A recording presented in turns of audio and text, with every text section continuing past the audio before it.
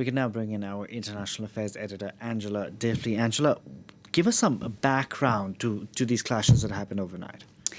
Well, this background to this area is, of course, that yet again, this is another result of the collapse of the Soviet Union. We have this people who are ethnically Armenian in Azerbaijan who broke away at the time of the fall of the Soviet Union. This part of Azerbaijan, what is internationally recognized as part of Azerbaijan, which is Nagorno-Karabakh, those people broke away from Azerbaijan, and there have been, at the time, there were thousands of people killed at the time. It was quite a big, major war in the late 80s and early 90s. And, of course, that flared up again in 2020.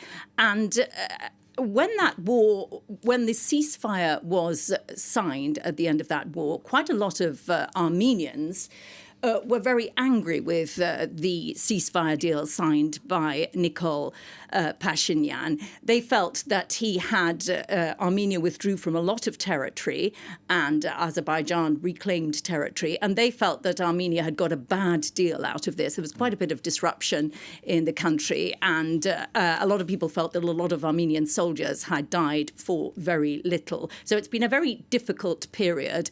Important to note that Russia traditionally backs the Armenians in this, and Turkey traditionally the Azerbaijanis. And Russia is at the moment the person who brokered the country which brokered the ceasefire after that 2020 war, and says that it has managed to broker some sort of peace overnight, but that's being disputed by both sides at the moment.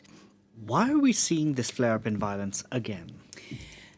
There is some speculation that it is an attempt on the part of the Azerbaijanis to profit from the setback of the Russians in Kharkiv.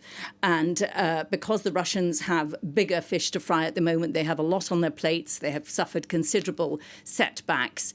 There is speculation among analysts that perhaps this is an attempt to take advantage of that. It's also worth noting that the European Union is now importing a considerable amount of oil from Azerbaijan. And whereas the European Union might be quick to speak out, it is a little bit reluctant to get engaged in an argument with Azerbaijan at this point. And there are people who say that, of course, Erdogan, who is backing the Azerbaijanis in this, is perhaps trying to blackmail Vladimir Putin, saying, I will make sure this doesn't escalate any further if you give me cheaper oil. It's very interesting, the very moving pieces. Difficult relationship between Putin and Erdogan. Not difficult, but complicated. They often, their interests meet, sometimes they don't. It's very difficult to know when they're willing to help each other and when they're not. And there is some speculation that this is the idea behind this.